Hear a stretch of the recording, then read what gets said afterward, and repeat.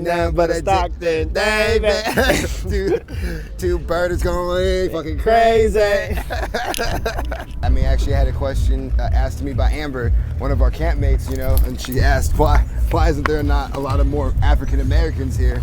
And I mean, it could just be, from the default world, like, they already have a mindset like this is just a white people thing.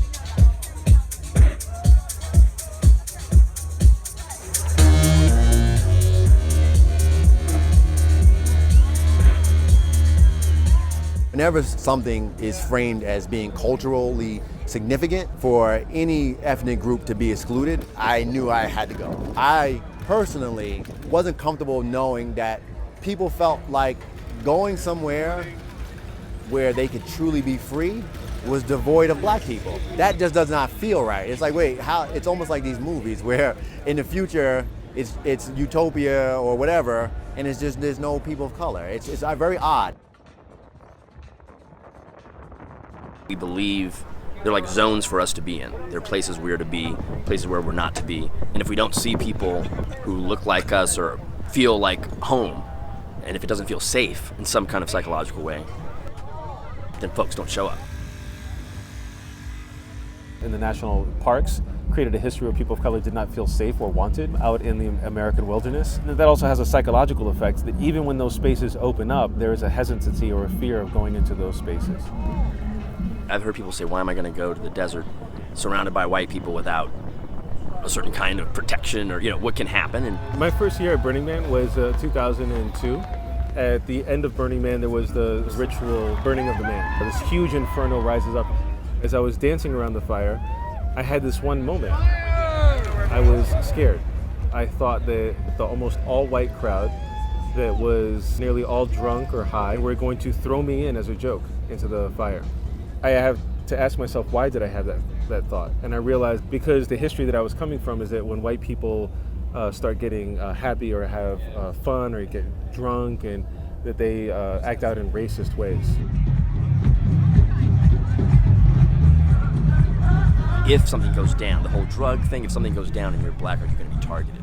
You know, you look at the legalization of cannabis in America in recent times, and it seems like, again, largely the benefactors of the economic development is Caucasian people, but the group of people in America impacted the most legally by it being a legal substance are people of color. They're the ones that are in jail for even just possession.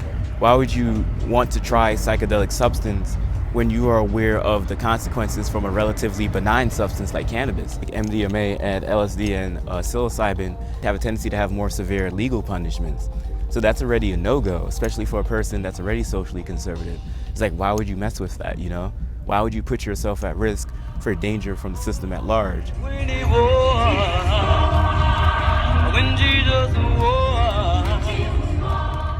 U.S. history, when African Americans began to adopt Christianity, there was a sense of respectability that came from following a kind of conservative Christianity. But I'm talking about sexually, in terms of self-presentation, as a way of saying that you can discriminate against me, but I can still have a good job, I can still have a nice house, I can still have nice clothes. Materialism and status objects were a way of leveraging against racism.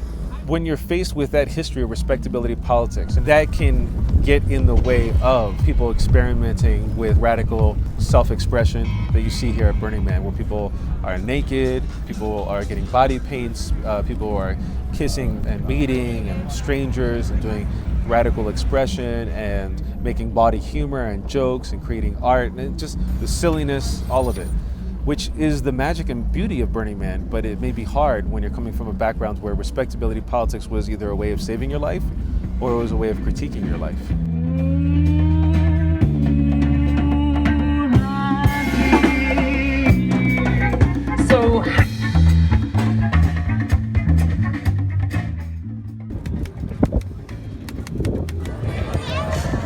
For people to have the right to come out and be themselves, to express themselves, to be artistic, to be whoever they want to be for a week at a time, that's built on the work of a lot of different ethnic groups, especially blacks in America. So we need to be contributing to that space just as much as we contribute to the life around the space. You know, when you go to Reno, who's cleaning the hotels?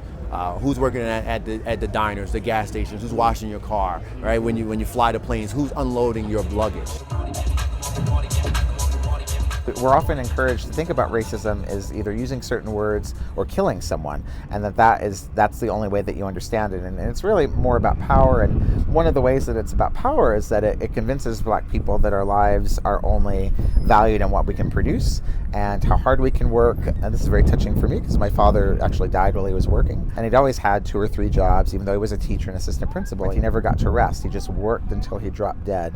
And so I don't want to have a life like that. I would like to have a life that engages pleasure and fun and experience and gets to go to different places and goof off and party and do all these things. And Burning Man really allows for that. Undoing racism, this is not a silly thing. This is not just a side issue to say I want to be able to do something about self-discovery and pleasure. It's a really important thing to be able to say that I can be a fuller, more aware human being. Here you can radically express. Sorry, what? Here you can what? Radically express. Got it. I surveyed 40 African Americans, and their number one reason for wanting to return to Burning Man was because they felt human here. And they didn't feel that their race or who they were, their skin color, affected how people saw them and treated them. Their careers outside didn't mean anything. It was just who they were as a person. And for a lot of people, that was the first time as African Americans, whites had ever looked at them as just, you're one of us. And that's a rare thing that people can't even quantify. Many people can't. I still got some salt here. Hey, lime. So bad. Right here, sorry. Salt here, She committed. This girl deserves like all the fucking praise. We're all trying very hard, okay? Alright, you all having body shots taken off you? One step body shot.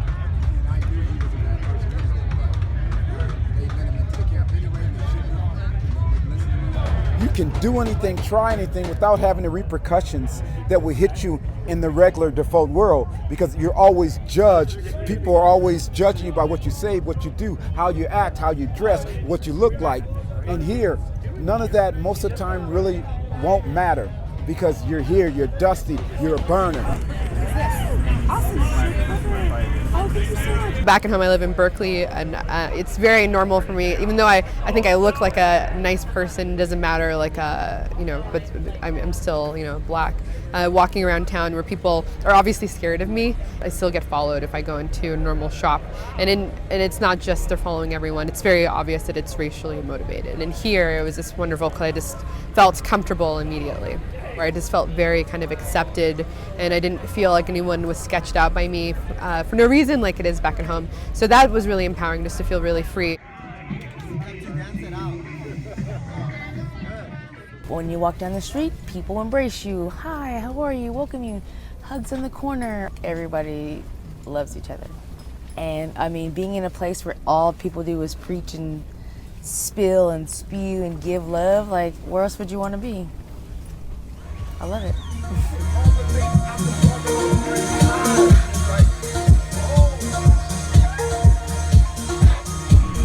Still at home, you get the vibe when you see somebody and they, tuck their wallet, a little more in. And, when you walk past them, hold their partner a little closer. Hold their child, and it's out here you don't get that. You get seen as just anyone else who's there, and I gotta admit I enjoy that as well. I mean, you get looked at as an equal. I mean, I haven't felt any of that, typical fear of a Black man here, but again, I don't know what people are thinking, but I haven't felt that at all. Do you feel that in the real world, though? Yeah, I mean, it feels good. I mean, I feel like a relief, it's a relief to be able to just be myself and just not have this, not be on guard, not on guard, not but have to feel like you have to prove yourself. Yeah, exactly.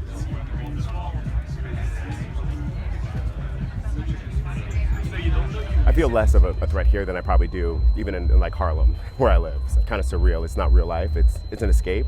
And hopefully one day that part of my life could be a reality where you don't feel like a threat. Why is it that Black men die 5 years younger? I believe African American women die about 4 years younger than white women. High cholesterol and tension, all these things that you can really understand how racism takes a physiological toll. And for people come here and have a great time, that will make their life better and potentially longer. And I've thought a lot about how racism is designed to help us limit our lives. You can only see your life as having a certain level of possibility. And Burning Man is all about understanding more possibility. How can my life be bigger? How can I dream bigger? How can I see things bigger? Someone can make a 20-foot tall art car. What can I do in the world?